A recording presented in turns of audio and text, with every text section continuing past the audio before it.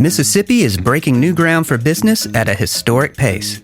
Amazon, XAI, Toyota, Milwaukee Tool, and GE Aerospace have all tapped into our deep talent pool, prime geographic location, and welcoming communities.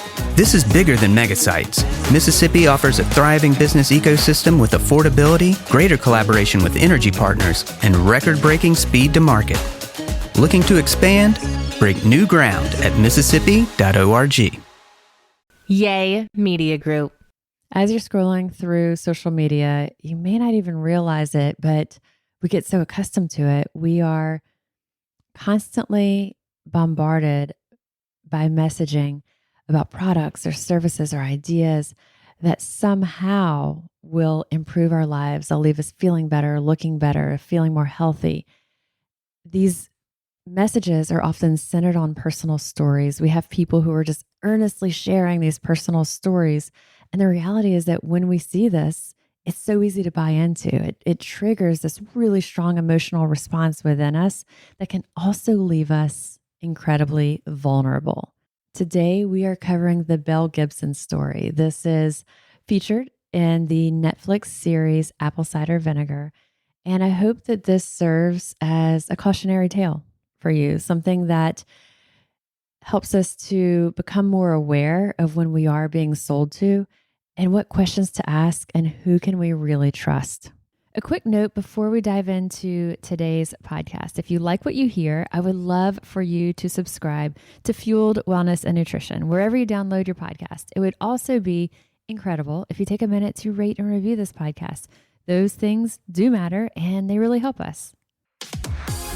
I'm Molly Kimball. Welcome to Fueled, a wellness and nutrition podcast. I'm a registered dietitian and nutrition journalist with a passion to help people live their strongest, healthiest life possible. In my weekly TV segments and columns, there's a limited amount of time and space to cover everything, but there's so much more to share. This podcast is my opportunity to dive deeper into the topics you want to know about. Welcome to this week's episode of Fueled Wellness and Nutrition. I'm Molly Kimball, registered dietitian. Today, we are talking about wellness marketing specifically, and especially as it relates to social media influencers. Think of this as a bit of a cautionary tale. There's some that can go right, but there's also a lot that can go wrong. We see this constantly all around us. We see it locally. It's right here, practically in our backyards. We see it nationally. There are people who present themselves as health experts. Maybe they've helped a spouse, they've helped their husband with something nutritionally, they've helped their child, and suddenly they are positioning themselves as wellness coaches, food coaches, or sometimes certifications that we've never heard of, but they sound really cool.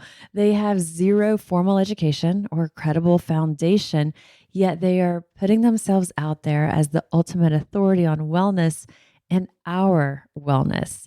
A lot of times they may start out with good intention, but also a lot of times they can be manipulative, self-serving, taking advantage of our vulnerabilities. And what really drove this home, why we're having this conversation right now, is the Netflix series Apple Cider Vinegar. It's less about apple cider vinegar. It's actually really not about apple cider vinegar at all. It's a 6-part series about a woman named Belle Gibson.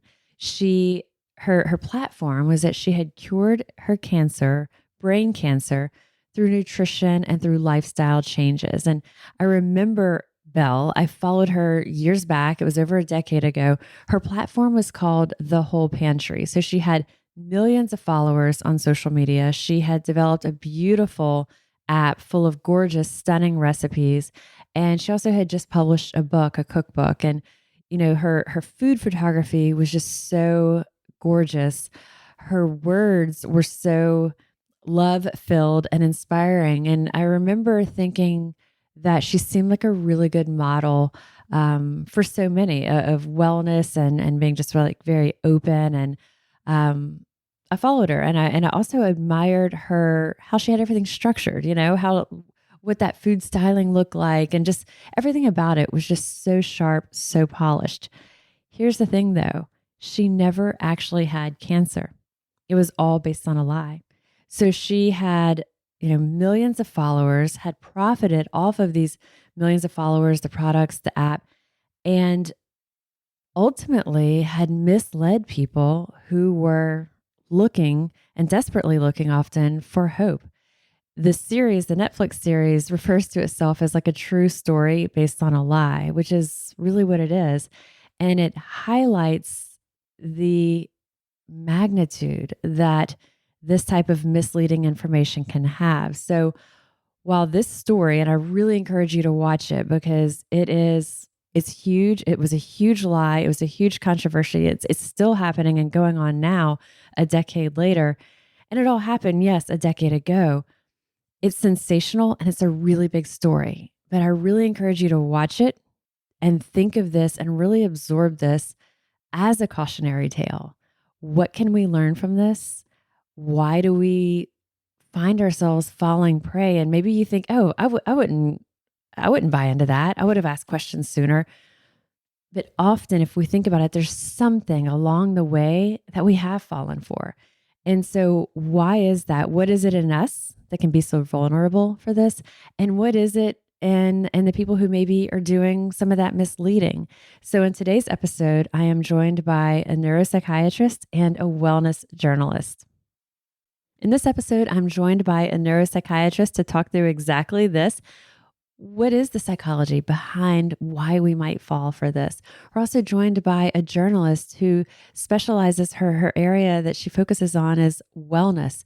And so with these experts, a dietitian, a wellness journalist, and a neuropsychiatrist, we'll explore the psychology behind this, what we can do about it, how we can protect ourselves, and still continue to look for things that may be that complementary approach, but still making sure that we're following credible sources. So I'm glad that y'all are here, and I'm glad that our guests are here because I do think that this topic can be life-changing, especially for those of us who might be navigating health advice in this world flooded by social media. So welcome, y'all. Hello. Great. Good to see you. Great to see y'all. So y'all have both been guests here before. Yes. And so I'll link to the episodes that we've done before, but we'll do a quick round of introductions. Let's start with Dr. John Sawyer. Yeah, I'm John Sawyer. I'm a neuropsychologist at Ochsner Health, co-run our Center for Brain Health. And I'm also our medical director for provider experience. So that's working with physicians and teams dealing with burnout, job stress. Healthcare is high impact, high stakes, and also really hard. So how do we help them? Our team, our Eat Fit team all of us had attended a presentation that you had given, and they just couldn't stop talking about you. We all were like, oh, wow, we love his energy. We love his message. And so you joined us earlier this year for a topic on rewiring your brain. Yeah, and trying something new. It was a lot of fun. Try something new and kind of the benefits of it. We had a lot of really great feedback on the episode. Fantastic. Yeah. Cool. And it seems like, well, the benefits of trying something new, but some of those, the health and whole body benefits are things you wouldn't even think about. So I'll link to that for us. And then on a side note, both of you as our guests are going to be joining us throughout the coming weeks with Alcohol Free for 40. Yeah. You are both Mindful Monday speakers. And so Dr. Sawyer talking about, again, kind of rewiring and rewiring our brain, and how does someone who's giving up alcohol kind of reshape habits and behaviors? Yeah, you kind of struggle with, what do I do when I take this kind of crutch away from me? And part of it is kind of leaning into when the discomfort happens, you can either think this is uncomfortable or, oh, I'm feeling something that I was kind of pushing away. So let me think about that. So you kind of have to re-story that in your mind from one of discomfort to like, what's this communicating to me? How does this making me think about something new again?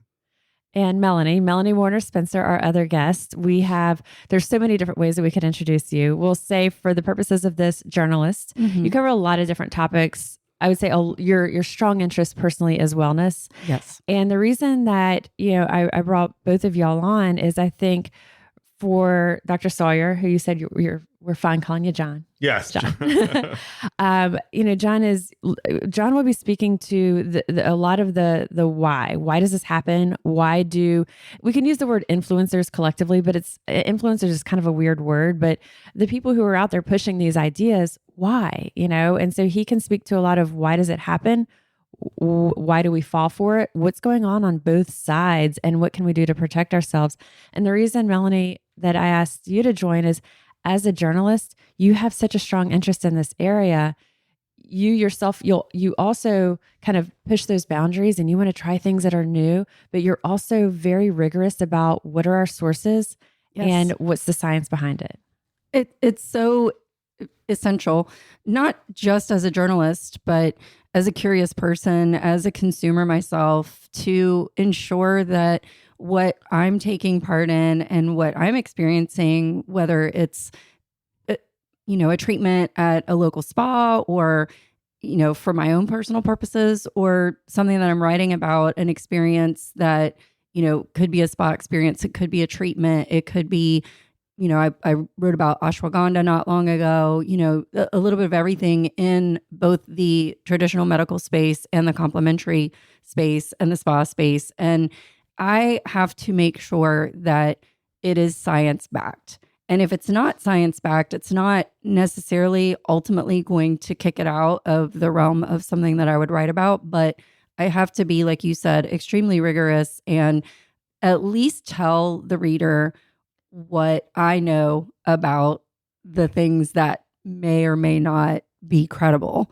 And that way they can make an informed decision. And I think that that's what it really boils down to, especially for a journalist, is that we want to help consumers, help readers make informed decisions.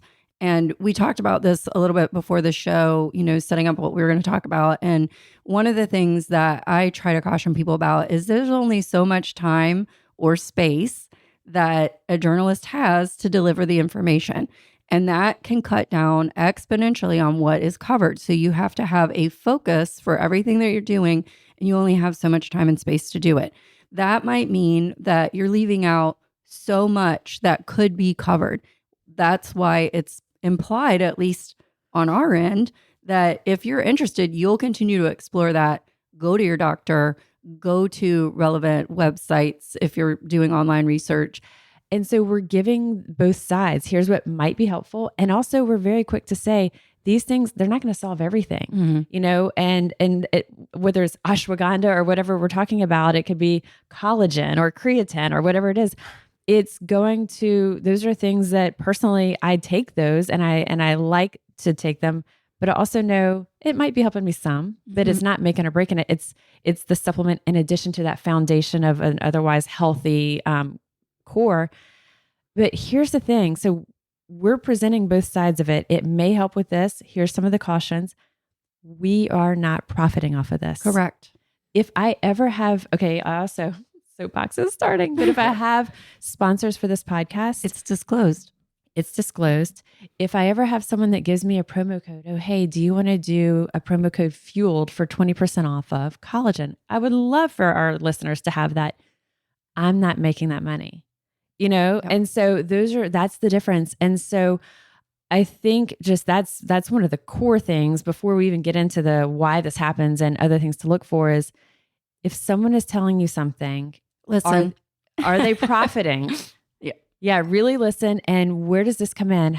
Where does it benefit them? And there is an FTC, Federal Trade Commission regulation that stipulates that anyone who writes about or talks about anything on the internet in an article is by law required to disclose if something is free or if they're making money off of it. This is something I'm incredibly diligent about and like to think I always have been, but more so in the rise of influencers, because I want to do what I'm trained to do as a journalist, which is, again, disclose if I got a complimentary service, for example, or if a meal was free, whatever the case might be. And influencers are also held to that standard, but not all of them do what they're supposed to do, frankly. And it could be out of legitimate ignorance, or it could be because they're doing it on purpose. And, it's a good thing to know that that is something they're supposed to do. So as we're talking about, why now? Why is this a conversation we're having now? When we talk about that Netflix series we talked about, it's Apple Cider Vinegar. The woman who is the wellness influencer at the center of it, her name is Belle Gibson. So Belle Gibson, back in the early, 2010 to 15 range, had the whole pantry book and app and platform. And as we said earlier, that claimed to cure brain cancer through all types of other methods, amassed millions of followers, tons of attention here. And then it turns out she never had cancer and the whole thing had been a lie. And so we'll kind of break down that story. But I think before we, the bringing Dr. Sawyer into it, why we all had, you referred to it earlier as a visceral reaction. Mm-hmm. Why does that bring such a strong reaction for all of us? Because when I asked both of you to join for this, I mean, it was like we jumped at it. Heck yes. Mm-hmm. And it was also, I was thinking, I can't watch that. I don't think I can watch all that because I get so mad. And one of the things for us in healthcare is that we're so passionate about helping people feel better. And then as soon as we know that somebody is being taken advantage of, it just creates a massive, kind of feeling that we have about that. I remember, half my role is in our brain health clinic, and someone claimed to be a chiropractic neurologist and that he could cure Alzheimer's disease. I was so mad. I called him, did not know him. He's not in Louisiana, so I don't want anybody Googling someone to think, but like I called them and I was like, this is crazy. I was like, you'd be a trillionaire if you could. Mm-hmm. And I looked at your clinic on Google Maps. That is not, I ain't going there for anything, much less. And so the point is that this happens and it causes us to have a ton of intense feelings about it because we know that there are real consequences. And it's something that, if you think about, this has been going on for hundreds of years in terms of, snake oil salesmen. It's been something that is true kind of throughout the world. And it's not just unique to influencers. Part of the issue with influencers is that it's just so pervasive now in our culture. Mm-hmm. There's not any restriction in terms of like a newspaper or a TV company who's like screening for it and reviewing it. This is just put up there for anybody. Right. And now anybody can see it. That's a big difference and good to point out because I think a lot of people still don't know that on the newspaper and magazine and, legitimate journalism side of things, we have to do a lot of fact checking and background checking. We background check people. Every once in a while, somebody falls through the cracks. It's easy for it to happen. And you saw it in the TV series, but it happens and we try to do everything we can to keep it from happening. But online is the Wild West and there are not those same checks and balances. Why do we fall for it? What's in us that I feel like there's things that if you're looking at something, and I don't want to say common sense because that makes it sound as if we're not, it sounds kind of like condescending, but if we were, I guess I would say it this way. Sometimes I think that people fall for things that if they were looking at it through an objective lens or someone else that maybe they really care about told them the same thing, they'd say, what? Mm-hmm. Why are you believing that? Yet for what's the reason that they themselves are falling for things that maybe they otherwise wouldn't? So think about, first, for everyone who's listening, every single person has fallen for something. Yep. So this is not a, thing that's unique to this particular individual or the people who followed her. There's something, it's a fancy psychology term called confirmation bias. And it's this idea that we look for something out there to match what we really think on the inside. One great way to think about this is when you fall in love with someone, initially you're not seeing any of their flaws. And then pretty soon they come into full view. Or you think about your own children and how you think about them compared to another child who's probably doing the exact same thing. And so this happens for all of us. I have tons of stuff in my house that I have been marketed to buy. Never even occurred to me to want it. And at some point I was like, I want that. And I'm a pretty sophisticated person, I think, of myself, but I was marketed and I was like, yeah, I'm going to get that. So all of us will fall for it to some extent. I think what happens for people, especially when it starts to move beyond something innocuous like a t-shirt or a couch as a product or a trip somewhere to a medical service that then's going to maybe put you at risk or influencing you to not vaccinate your children. What happens is that people get really scared and fearful. And then all of a sudden they turn that part of their brain off that says, whoa, let me consider 12 possibilities rather than I'm only going to consider one possibility. You referred to confirmation bias as something that we're looking for things that align with what we think. I would also think we align with what we hope to be true. Wishful thinking. Yeah. Well, and so part of it is we all have filters. I'm wearing glasses right now, and we all have lenses through which we see the world. And all three of us here could look at a situation, and our lenses are going to cause us to see it a little bit of a different way. And so part of what confirmation bias is our brain's inability to recognize, this is occurring to me a certain way because of how I think, not because of how it really is. Do you think it's a stronger pull for people who have a level of either desperation or fear, or maybe they have a diagnosis that there's limited treatment options, like there's more desperation there, so they're more likely to be vulnerable for this? Yeah. So the one thing that I want people to hear, it's not about me in the healthcare space saying that we're experts and healthcare is not a fun place to be. Going to the hospital, going to see a doctor, getting treatment for cancer or anything, it's not a fun place. And we get a lot of the science wrong a lot of the time. Part of being an expert is recognizing how much you don't know at some point and how complex it is versus how much you think you really know. Well, and science evolves. Yeah, you learn more constantly. and it changes. And so many people, when they think about going through the medical machine, it is a scary, sucky place. And I get why, apple cider vinegar seems like a more fun option than chemotherapy. When you think about that show, a lot of it had to do with the ill effects of chemotherapy and how that ravages your body. It does do that. And at the same time, it also manages the tumor. It also does other positive things. And so it is about kind of taking both of it at the same time rather than kind of thinking about just one particular perspective. I think there's the big things that someone may kind of fall prey for, like cancer treatments. Yeah. When I asked the question earlier about things that, there's limited options, or maybe people feel hopeless or fearful, something as simple as weight loss. It can still, while I say as simple as weight loss, it's probably not that simple. But when we talk about cancer or brain cancer, it is like less magnitude. Right. Like it's not a brain tumor. Right. But but it can still feel impossible. It's the hardest thing for 90% of people. And yes. Yeah. And it's something that some people struggle with their whole lives. So you have someone who is positioning themselves as an expert in this, who is going to help you lose weight, or the same people that are, and you if you're scrolling through socials, they're bound to pop up.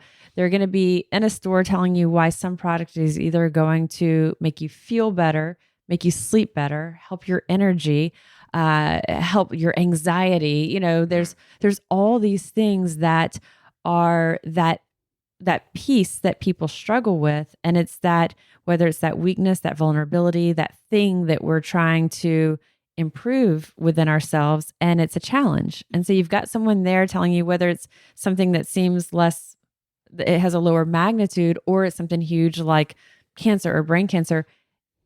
We're still really looking for an answer, and someone telling us they have that cure. Yeah. I would want people to think about, what weight do you assign information in terms of how factual it is, how much you really believe it. And I think we've had a change in our culture where people assign equal weight to an influencer as they do the NIH. And I remember there are a lot of memes of the uncle in the basement doing research on COVID. That's where we're going to get our information from, rather than somehow Anthony Fauci was just not legitimate at some point, this guy is a vaunted immunologist. And so the question is, how do we place weight and who, and also knowing that they get it wrong.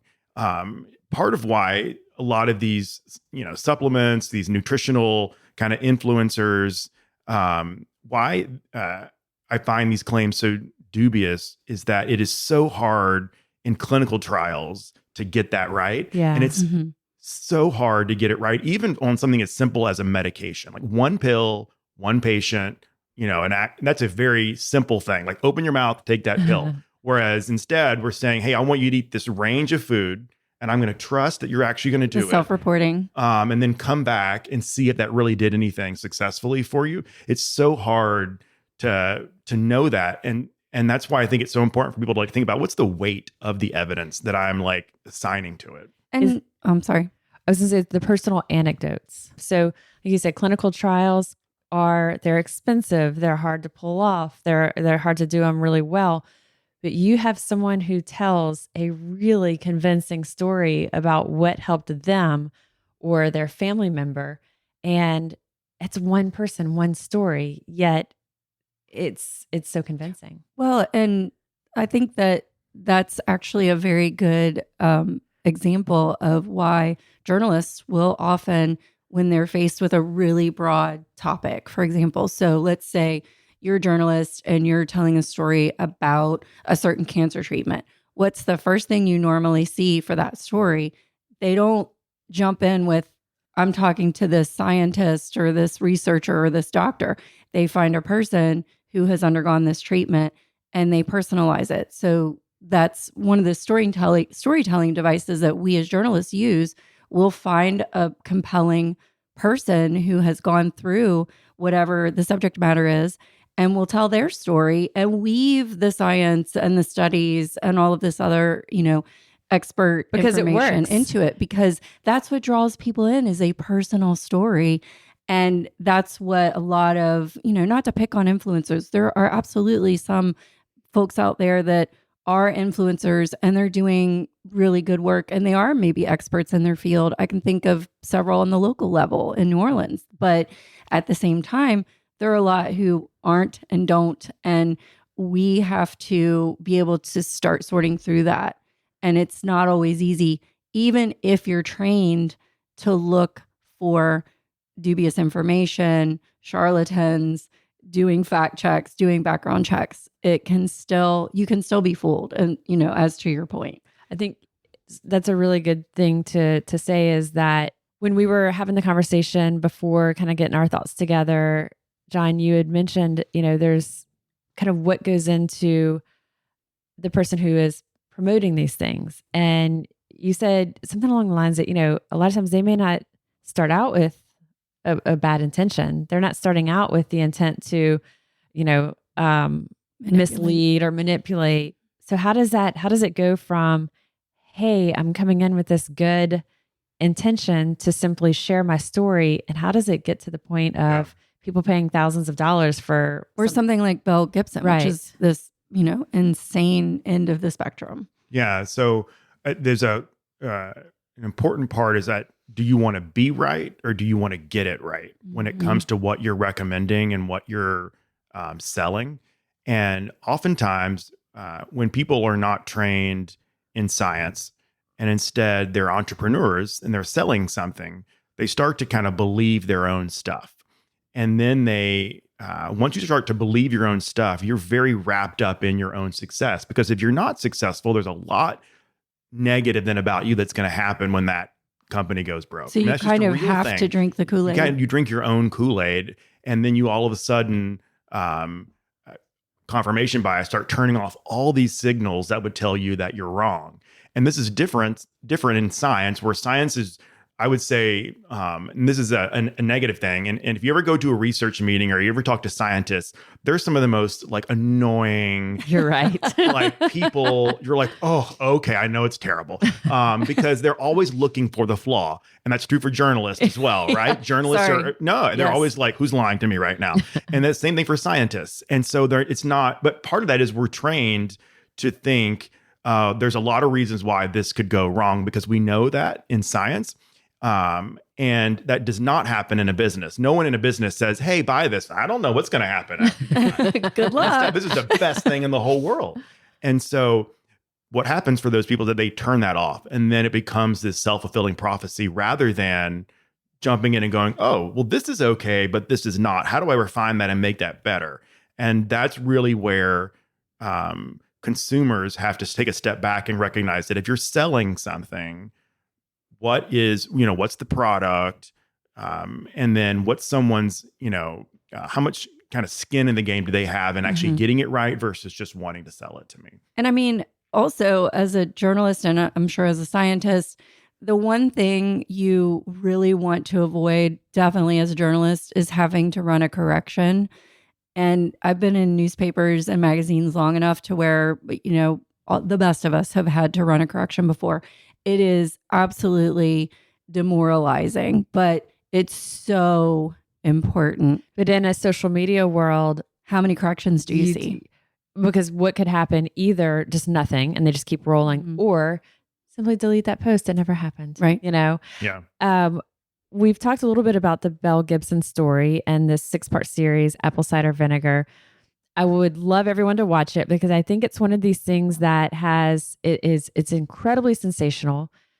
It is a big story that really hits home, but it also happens to us every single day. But for those who don't, Melanie, you watched all the parts. Can you give us like a 3-minute summary for the listener of like why we're talking about this and why we want them to listen to it?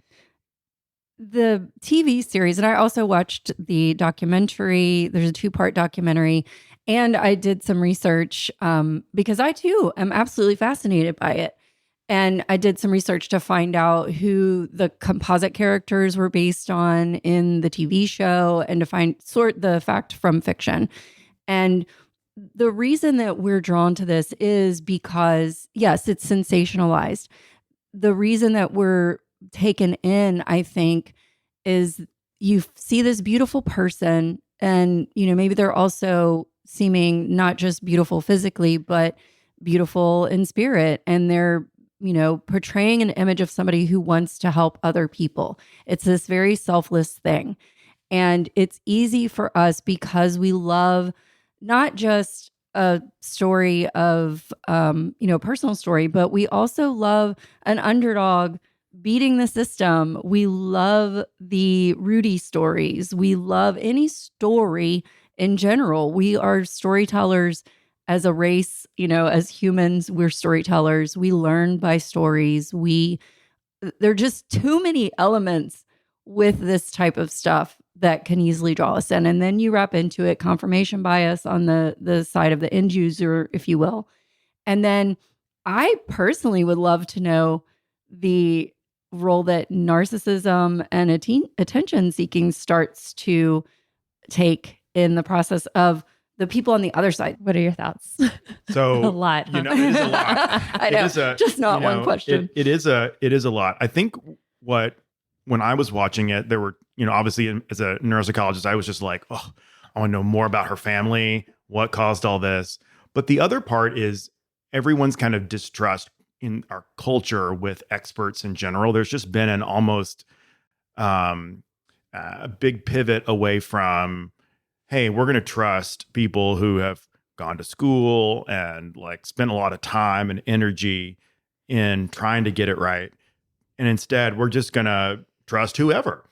And that for me can be a maddening thing where I feel like I'm arguing. People are really invested in being right. The other is trying to understand to what extent is zooming out. Part of conventional medicine that most patients get frustrated in is the feeling that, is this just like the pharmaceutical company taking advantage of me? Is this the doctor who wants some fee and hospital who's trying to, make more money from me? That's, it's a real fear as well. In the same way that we think about influencers making money as well. And so it's important then to kind of zoom out and think, okay, so what does the body of science on average say about this? So give you an example. Prozac is a medication for anxiety and depression for people. There's a huge placebo effect. I could give a group of people a drug and call it Prozac, and 40% are going to say they're way better, and I just gave them a sugar pill. And so it's a hard bar to get through to get even a medication like to be effective. Now let me layer on running on that. Running is so much more effective than Prozac. And this is a scientific, major analysis looking at it. The reality though is that most people don't want to run every single day. Right. That's just reality. And the people who can run every single day also don't even want to run every single. There are a lot of different variables attached to that. And so as a, healthcare provider, I have to decide, all right, what's going to be good for most people? Right. And that's the big thing about research is that, and clinical recommendations, is that when someone's recommending it to you, whether it's an influencer or whether it's me, it's the whole reason why we start to recommend it is when we know, okay, for the average patient, this is going to be an effective treatment. And what's hard is that for most people who are on social media, who have a lot of alternative and complementary kind of treatment things that they promote, it's not going to work well for most people. Right. It's going to work well in the anecdotal part. There'll be 10% where, oh my gosh, that like root juice or whatever, I'm like ready to go afterward. But that I can't recommend it if most of my patients would not benefit from it. There's also, I'm going to play the devil's advocate because this is my approach typically. Yeah. So as a dietitian, 2.5 decades of experience there, and our team of lifestyle dietitians, and we're through Ochsner, and Ochsner, our department, and we're over at the fitness center. It's different. We get to sit with our clients and spend a lot of time. We ask a lot of questions. We learn about lifestyle. We're able to start to understand what are the financial means, how much motivation, how much change is this person willing to make? So we can really go deeper and ask a lot of questions. Over the years, because of that, and also just my own interest in things personally, we do go down that more complementary route. And so if someone says, I was diagnosed with, elevated cholesterol or glucose levels, instead of going straight to the statin or the metformin, we may say, talk with your physician, ask if we can have a 3-month window, and let's address it with lifestyle, with nutrition, with movement. And we're having that person work with their physician. If they're in a critical space and that statin may be life-saving, well, of course not. But if we can, let's do this and let's try these other approaches, because if you're starting the medication and making these changes, you don't know what's what. Yeah. I'll also share, just like personally, I put myself, like, I feel what people feel when they are falling for these things. And I know how that is. But I'm in a position, I think, that's a little unique in that with my education as a dietitian, I know where can I go to research these supplements, and where can I go to find what data there is, what is the research that shows that they're possibly effective, that they are effective, that they're not effective, what are the side effects, what medications are they going to interact with, what lab tests might they affect, what supplements that might they interfere with. I can look at those things. And you've been trained and you understand how to sort through the data, and you know that not all studies are created equally and can sort through each study. So when I had gallbladder attacks, started 5 years ago, wildly painful. I'm on the ground in the middle of the night, like I'm throwing up, like this is horrible. They're usually between like 1 and 3 in the morning.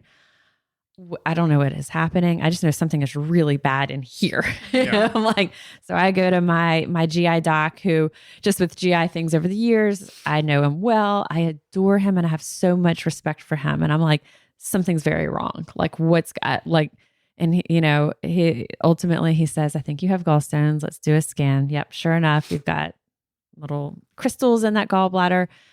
And I said, well, what can we do? He said, well, once those are formed and once you're having the attacks, like that cow's left the barn is what he said. The cow's left the barn. And the only thing at this point is surgery to remove your gallbladder. I said, I don't think I want to do that. Like, and my dad had his gallbladder removed. And, there's just, while it's one option, there's still going to be limitations after that. And I thought, no. And then I actually had a conversation with someone, just a person passing through Ochsner. We were doing a cookbook signing and he says, I'm a liver patient. I had a liver transplant, and I'm thinking through what might have precipitated his liver transplant. Of course, thinking, I wonder if he was, just in my own nosiness, in my own head, not saying anything out loud. Then his next statement is, I had my gallbladder removed. And when I did, it was in a different state. He said, when I had my gallbladder removed, they nicked my liver and I had to have a transplant. And I thought, that's it. I'm not doing it. So it was confirmation bias, as you say. Exactly what it was. Right. When like absolutely. It's like, okay, well, I didn't want to do this to begin with. And so, but I already thought, I'm pretty sure I don't want to have my gallbladder removed. And that gave me it was the confirmation bias. Okay. So then I share this with my GI doc. Again, I adore him. And he says, what do you want to do? I said, so I start researching what's going on. And I see my cholesterol has gone up at the same time the gallbladder started. What could cause this? Like if there's is there a deficiency in bile acids that are digesting your cholesterol, and the bile, all of this is connected to your gallbladder. And I said, but taking bovine, like cow bile salts, just kind of felt a strange thing to just order online or something. So I asked him about it. He says there are actually prescription bile salts. And this is why I love the gastroenterologist. He said, we can do this. You can try it and see if it helps. And it helped. Still have the attacks. But you talked to your doctor. Talked with my doctor. I would say the attacks are maybe at a 10 to 20% of where they were at the height. And he said, Molly, what's your end game? Are you going to take like bile salts for the rest of your life? I said, if it means I don't have to get my gallbladder out, yes. And then there was another little GI thing that could be treated actually with a short-term antibiotic. And we realized that I also had that, and that could be contributing to part of the things that were behind these gall crystals forming. And he was supportive of that. And so while his recommendation still is, you want to get rid of this fully, you need that gallbladder out. He's also working with me in these things and saying, okay, let's try it. And so I think I'm sort of in the middle there, that I'm open to trying these things. I research them, but I don't want to be completely risky over there. And again, a gallbladder is something very different than me declining a cancer treatment that might be life-saving. Right. It's not like I have to get the gallbladder out right now. Right. I can take my time to kind of think through this a little bit. And so that's another part for listeners to think through is, what is my doctor recommending? Most doctors are going to want to recommend something that's going to fix the problem immediately and quickly.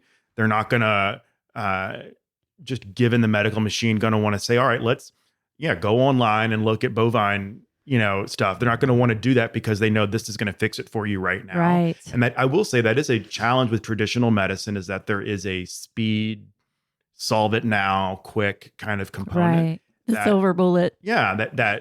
And so that does turn patients off, and it does kind of get them into thinking, well, what's another way for me to think about this? It's a little bit more holistic. The doctor's listening to me, or not listening to me. The doctor's just very headstrong and really believes that it has to be this way. And so it does. I've seen lots of people. I joke that a lot of my job is undoing bad stuff that other doctors have said and done to help people, balance it out a little bit. And trust. Well, and people are already in a place of fear because no one wants to be ill. And if you're already ill, you're stressed out, you're ill, you're in a place of fear, and now you're making decisions in that place of fear.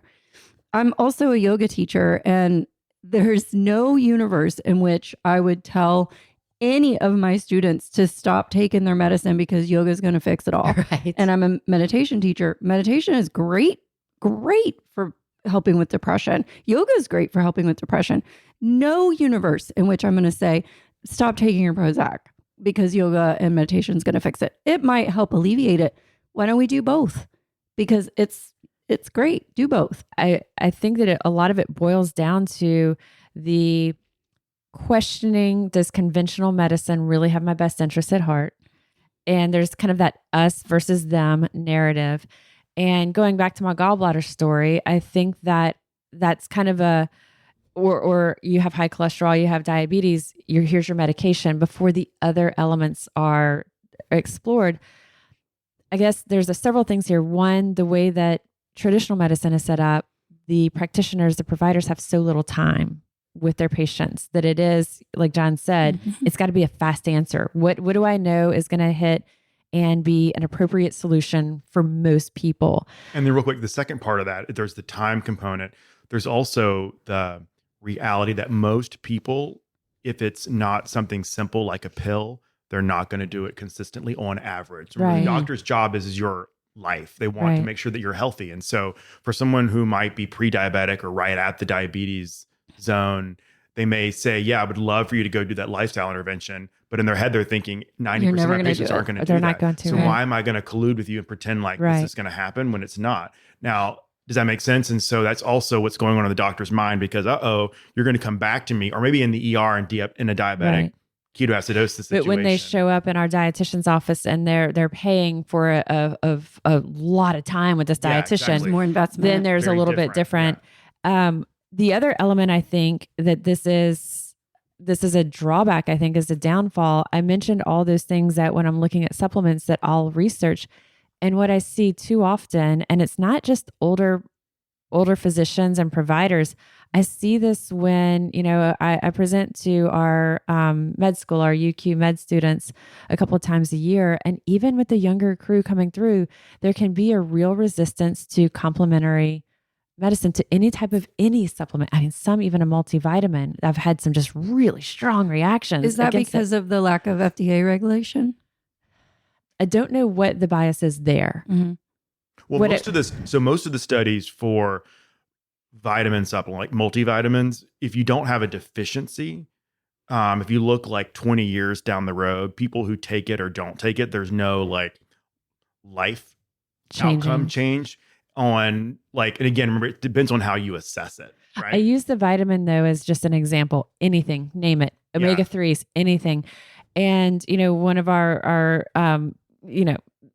it's interesting to me that there's a stiff arm resistance to it, not even opening the door for the conversation. And I've had many clients over the years who are physicians themselves, and type 2 diabetes is a great example. One that comes to mind, he had lost a lot of weight. He got to a really healthy weight. He had lost probably 150 pounds. His glucose levels, it was much better controlled. He was still taking metformin. He was exercising, lost weight, healthy eating, all of this. We finally started adding some other supplements that do have some evidence behind it. Again, one of these that we would say, it may help, it may not, but the harm is not going to harm. Yeah. And here's what to try. Over the next 3 months, as we slowly added these in, one at a time, gradually, his glucose levels dropped to the point where he came off his metformin. He tells his endocrinologist, and she says, that's not why. It's because you lost the weight and exercise. He said, I lost the weight and exercise, and it was plateaued and still on this for about 18 months. It's when I added these. And I asked him, I said, well, what did you do? He's like, I'm just not talking to her about it anymore. He was at the time our chair of peds.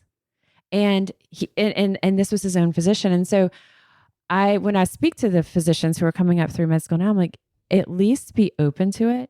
And even if because I think what happens is there's not an education, there's not a lot of learning about it. And so they would say, well, where's the science? And so I show them the different platforms, and here's where you can go, and here's where you can find it's basically like a physician's desk reference for supplements. Mm-hmm. And here's where we can find this. And it sources everything for us and tells us, again, all those things I mentioned earlier, but that takes a lot of time, and we don't always have that time. And so for me over the years, if I have that one client who's got this one thing and I can go deep and learn it, it's putting me in that space, but I can take the time for that. And so I think that there's that us versus them because of the way traditional medicine is set up. And so it can encourage us to listen to someone who's waving this over here going, hey, I have this better alternative for you, Mm-hmm. that your doctor doesn't care about you. They want to just give you a medicine or a surgery, or they want to make money. Well, and I don't think that's true. And that too, I know we're going to talk about red flags, but one of the many red flags, and you mentioned a few, which is, is this person making money off of you? Right. Another one is, are they really, really disparaging of every other option? Right. And making you fearful? So I think I'm going to come off my soapbox now, but I think that there is a problem with a lot of traditional providers and mainstream providers who don't have that awareness or that knowledge, Mm-hmm. and they don't even open the door to it. They've got that stiff arm, and then patients don't tell them. They don't want to be belittled, or, the chair of peds who felt that way with his own doctor, so they just don't say it. And then they're turning to these other areas. And so I think exactly that it's positioned to us as an us versus them, a good versus a bad. They don't care. They are just doing what's going to be fast. And my real gut is that's not true. And so I think as much as we can encourage our listeners to be open with your providers, your traditional providers, and then bring them, if you find things that are helping, bring it, have this conversation with them. And if your provider is not even willing to have that conversation with you, find someone who is. Yeah. Because even just within Ochsner, there's plenty, and this podcast is not an Ochsner podcast. We'll say that. So, but obviously John and I both work for Ochsner, and there are I'm an Ochsner patient. we have OBs inside of Ochsner who are really open to working with patients on bioidentical hormones and, things that are going to be, not just the traditional. And there's providers across the system who are going to be more willing for that. So if you've got someone that you feel like that door's shut, keep looking. Yeah. And also it's about like not on an extreme on one end or the other. Right. And I think that's, I would say, a good rule for how do we figure this out is this, am I coming into this balance? Like, yeah, we'll see. I could try this, I could try that. Right. Or if it's nope, you got to do it this way, or you've got to do it that way. Some things in life are like that for sure, but most things are in the middle. And so are we willing to back up and do as a consumer, the work, the research, kind of sift through it, think about it, try it. And the same thing as a traditional healthcare provider. Am I willing to say, yeah, let's kind of talk through that and see what might work for you? I will say, like, in my head, what I want to do is roll my eyes right now because I'm worried about you. But at the same time, let's try it out. Let's see. You mean what the happens. provider saying this? Yeah. In their head, you know? My husband is like, what do you think the gastroenterologist is saying when you're like, let's talk about bile salts? You know? No. And part of that is, remember that great example is the difference between OBs and midwives in terms of how they manage birthing. And we know that originally how we all started to wash our hands were from midwives. Yes. Like that's literally The midwives how we knew how to wash hands. And the surgeons were not washing their hands. Mm-mm. And so there's a lot of lessons in between both. But from the OB's perspective, I can't tell you how many times they have urgent patients who come in who were seeing a midwife that something was missed, right? And so in their head, they're going right to worst case scenario. And so it's about like not getting very polarized, and instead let's get to the middle and think about, how do we in a balanced way get to the right answer, at least the right answer right now. Do we want to talk about questions to ask? Do we want to, I think hearing both of y'all and also kind of hearing my own stories on that, and I didn't think about this so much going in, but there is that real strong middle ground.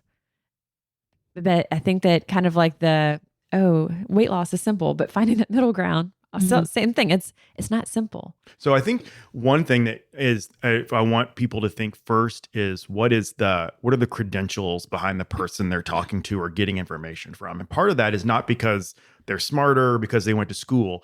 Credentials and licenses give you what's called professional restraint. It basically means that that if you do something outside of the bounds of what you're supposed to do, you're probably going to get in trouble for it. Whereas if you don't have that professional constraint, it doesn't mean that when influencers are on Instagram doing stuff that they're doing it ill-intentioned, but there's no one out there regulating it. And so I mean, the FTC, but not really. Yeah, of course. Oh, no, yeah, for sure. That makes sense. They have bigger fish to fry. And so make sure that when you're thinking about where am I getting my information from? Does this person have a license? What's their credential, their training? To be really honest, there are lots of people with an MD after their name that did not do so hot in medical school, but they did well enough to get an MD after their name. Does that make sense? In the same way, there are lots of people who did not go to medical school who are very, very intelligent and have done great in their life. And so it's about like, okay, so what's their license? Because it just gives them some degree of restraint. And the next is, how open is everyone to being wrong? That's the next piece. Am I open to being wrong about this? Or am I, because if I'm going into it thinking it has to be one way, or I'm seeing my provider and they're not listening to me, they're talking at me, all of a sudden I recognize, they don't even want to hear me, or maybe I'm not even curious about being wrong about that. So that's the second kind of thing that I would encourage listeners to do is, how are you going into it? And when you're talking to someone, how are they seeming to you? Are they seeming like very dogmatic about it?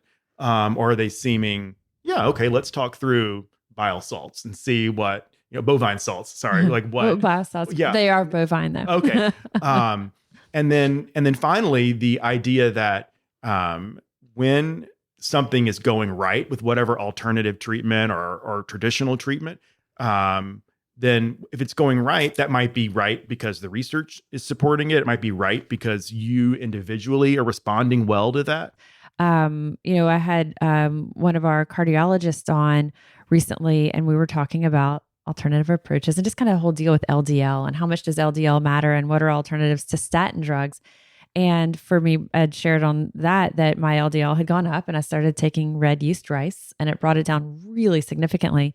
And Dr. Levy, the cardiologist, was not, he's not dismissive of it. He is a huge advocate of statins. He thinks that they are, he, as most cardiologists, take them, they think they're effective, they prescribe them across the board. But he was very open and said, there are a lot of people like you who choose to try something that is not a traditional medication first. But that's another, was it critical? No. Was my LDL high? Yes, but it wasn't I may have an adverse event right now. And so that's something that I think is how critical, how urgent is this? And knowing at that point, even if it may not be the answer we want to hear, maybe if it is critical, maybe we do have to have that procedure done or take that medication to prevent something really catastrophic from happening, and being open to that. When it's not urgent or critical, maybe we have a little bit more room to kind of play with it, but doing our research, finding either products or approaches that have some science behind it, turning to people who we trust to ask those questions. Shameless plug for our dietitian team, our lifestyle dietitian team at the fitness center, because we can sit and go through that with you. We're also not then turning and selling it to you. We're doing your research in places where like the information is being culled in a reliable way. Right. It's important. Media literacy and media consumption, and by that I mean how much media you consume and when. Those are so probably more important than they have ever been. There's so much misinformation, so much disinformation, like truly, ominous forces out there feeding the internet really bad information. And so when I say media literacy, I mean not just from the traditional forms of media, newspapers, magazines, online, news outlets, but I mean social media, I mean all forms of media, television, all of it.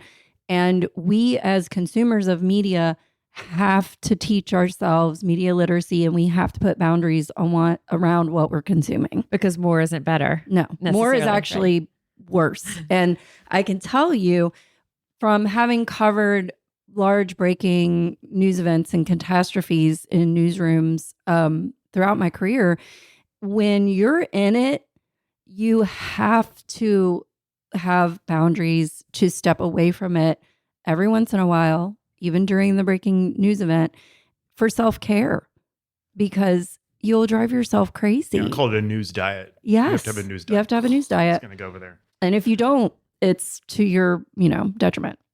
So this story that we're talking about, the apple cider vinegar 6-part series on Netflix, this Belle Gibson story, it's a wake-up call. It's a wake-up call about extreme health fraud, but realizing that this is happening every day all around us.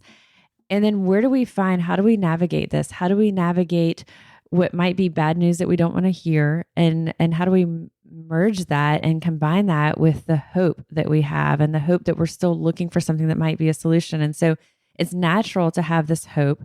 It's also, I think, a good thing to acknowledge that positivity and whole body wellness and lifestyle changes, that these can truly have a meaningful impact on our health. But we also need to balance this and have it be grounded with that evidence-based practice. What are some final words for our listeners? Yeah. One, kind of two things I would like people to leave on. One is, how often do you debias yourself? Meaning, how often do you look and read in directions that are kind of opposite of what you naturally think? And so let's just say you were to add 10%, and you're going to, let's say I'm going to be reading more into the, space that might be a little bit different than what I normally think. That's one question. Or how active are you debiasing yourself is one thing that I would ask people to think about. The second is pay attention to the incentive. Because everyone wants to make money. All of us have mortgages, and Disney World's not free for my kids. So we all we all need to make a living. So the question is, where's that incentive? What's the value? And is there accountability to their product? I would ask. As you're hearing the stories, as you're being pitched an idea or a product, whether it's on social or otherwise, I think that's an important space too, to say, where's their incentive? Mhm. Is this something that it is someone who is an expert in this space, who is doing this for reasons of simply providing that education? Or is it someone who serves or stands to make a profit off of it? And realizing that when we're hearing these personal stories, it's triggering a really strong emotional response in us that is interfering with our ability to be unbiased about it. No one is unbiased, period. We all are biased. And that's why it's important to look at different perspectives. So our takeaways: who are you following? Ask their credentials. They may sound so just glossy and polished and put together. What are their credentials? If they come up with a credential, look up that credential. There are so many made up credentials that people are saying. Pay a fee for a Pay board. Oh my gosh. We could talk about another hour about that. Well, and there are institutions that really aren't credible institutions where this person themselves may have been snowed into spending a lot of money on a certification that is meaningless. There's somebody who, it just lights me up, and has one of these kind of self-made certifications and is now certifying other people in their self-made certification. It just snowballs. Yeah, And so, it's wild. so start by, okay, is this person standing to make a profit off of me? Am I particularly vulnerable in this? And do I have, like John said earlier, that confirmation bias? Do I sort of want this to be true? And so when I hear this from someone, I'm like, yep, there we go. Am I vulnerable? Are they standing to make a profit? Above all, what are their credentials? If they're giving you a credential that you don't really know what it is, look it up. Is this actually legitimate?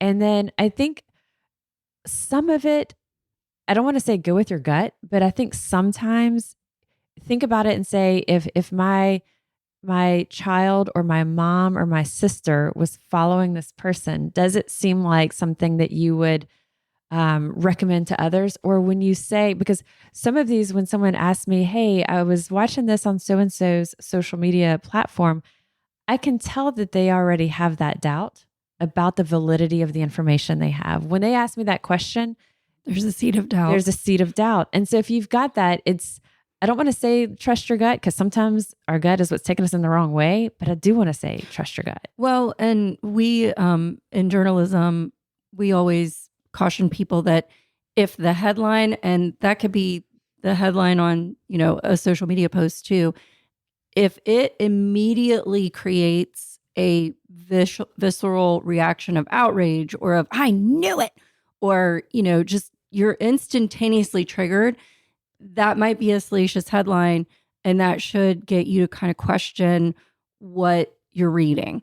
And it might just be a clickbaity headline that's designed to trigger you, but it also might mean that the information that comes after it is not reliable in some way. And so I think your reaction is a good place to start if you're having trouble sorting fact from fiction. And also, things that come to you in all caps are often, like really, if someone's screaming at you, it's probably question it a little bit. So again, this Belle Gibson apple cider vinegar, use this as a wake-up call. I kind of think of this as a cautionary tale to start to remove those blinders.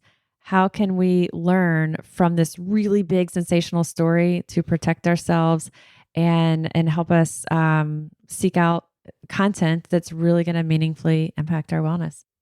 Was there anything else we wanted to say? Yeah. What about my narcissism question? So in terms of people who like her, so narcissism is such an interesting term. I think, and maybe that's not the right word, but attention. Oh yeah, sorry. We are still we're recording. Attention. I thought we were just talking as friends. Yeah, this is a good. I'm glad you asked the question. Attention seeking. Yeah. So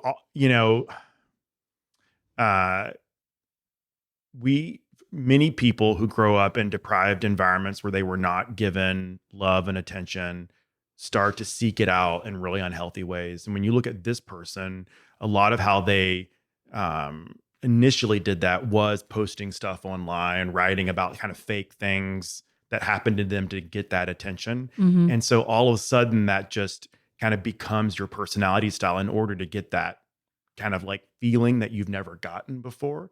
And if you, That's so sad. yeah. And if you look at what happened afterward with her is that she then joined another very marginalized community and took on like the accent almost The persona. and the dress Mhm. in order to also get that same level of attention and love and acceptance. And this happens for so many people. And there's always I always say with narcissism, there's always a really deep wound. And to know all about someone finally, once you know all about someone, you kind of forgive all because you kind of know, oh, I see how I see where this happened. And it doesn't mean that you forget or that they're not accountable. There's still accountability. There's still a degree of distrust, but there's a ton of forgiveness when it comes to it. I've evaluated people on death row at Angola and heard stories, and it's not about justifying what any individual has done. But for people who are in a lot of deprived environments, they wind up seeking out affirmation in ways that are not healthy. Sometimes it's with substances to feel good. Other times it's a lot of attention. And narcissism is one real way where it just has to be about me all the time. And if not, it's going to go away. And then I'm going to feel like I felt when I was 7 years old again. And I don't want to feel that. And so it's so important for people to kind of be on the watch for that a little bit. Right. Unfortunately, narcissists are not initially self-reflective. They're not sitting back. If someone claims to be a narcissist and is in therapy and wanting to work on themselves, I would say you are not a narcissist. Right. Lucky for you. I'll say it's because most narcissists are not like raising their hand, asking for help. That's what you see with, and I'm not diagnosing her obviously, but like that's what you see with a lot of different people is that when it's all about them and they are so resistant to any kind of critique or any kind of push, They lose it. yeah. All of a sudden it's you've built your whole self-esteem, your whole identity around this thing rather than like who we all as human beings are at our core, which is we're just human beings, Right. And once you get an inch below the surface, it's all the same stuff for all of us. Social media has to give so much more opportunity for that, or almost like it adds fuel and fire to that. So there's two parts of social media that's so stressful to me, especially as a parent of two daughters. Is that it presents a constant fake image. Think about how many takes that picture took before the picture gets on there. And then all the editing that happens once the picture is up. So you're seeing a fake thing. And then the other part of social media that's really challenging is that unlike before social media where you'd have to opt into reading a magazine, you'd have to opt into turning the television on. It's in your pocket and you can look at it at any time and you're inundated with it constantly. And so it's almost like it's just our brains were not built to be inundated like that. And we have to really be. There's a dopamine connection too, correct? Well, yeah, for sure. I mean, because think about like, this is a great alcohol example. It's like, imagine if someone told you, look, right when I wake up, the first thing I do is I have a drink. When I go into the kitchen, I have a drink. But the last thing I do before I go to bed is I have a drink. You would say, oh, I think you need to revisit your relationship with alcohol. But let's replace that with phone, right? We look at our phone in the morning, look at our phone before bed. Like all of us have this like pull to do it. So there is a compulsion attached to it. The person who's that narcissist, though, this now gives them even more of an outlet or an audience or a platform or a space for this. Well, it gives an instant degree of affirmation. Yeah. And so all of a sudden I'm like, the likes, and I'm going to feel really good about her. I'm seeing who's looking at it. And now not enough likes. Yeah. In your mind. Exactly. Well, and one of the things I was getting at earlier with, me as a media professional, I'm trained to be in the spotlight. I'm trained in terms of presentation. I'm trained how to speak in a certain way.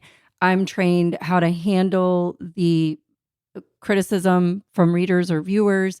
I've had a lot of training in that sphere. And, we joke, never read the comments, but it's actually a really good rule of thumb when you're a journalist to not read the comments. I don't read them. Well, and a lot of entities have shut them off because they're just a cesspool and really not no one's productive. Engaging any fun conversation. Not usually. Not usually. I mean, it can be fun. It depends on the article, but there's always going to be some negativity. And, you have folks that don't have any of this training at all. And maybe whatever it is they're doing, it clicks with people and they start getting followed. And then all of what you were talking about starts to come into play. And it can be a really positive or negative experience depending on the individual. And they're not trained to handle it at all. And so to me, that could go either way. It could be now I'm drinking my own Kool-Aid and I'm making wild claims and I'm fear mongering. It snowballs. Or it could send them down a dark hole of feeling really bad about themselves. And the ones that we see that are so visible is the first that are it just becomes bigger and bigger and bigger. And we're on the outside going, what are you doing? What is happening? Yeah. And then all of a sudden you can't, as soon as you can't pull it back. Right. No. Genie's out of the bottle. Genie's out of the bottle. We can go say, oh, oops, don't have brain cancer, but my recipes are fantastic. Right. So, she tried in the show. She tried. Right. Can't we just focus on the recipes? It's like, no, I'm pretty certain not. This is awesome. So y'all, I'm going to leave this outtake in here. Oh, good. Right. Because it's really fun. I'm glad I didn't hit end. And so for our listeners, watch it. It's really fun.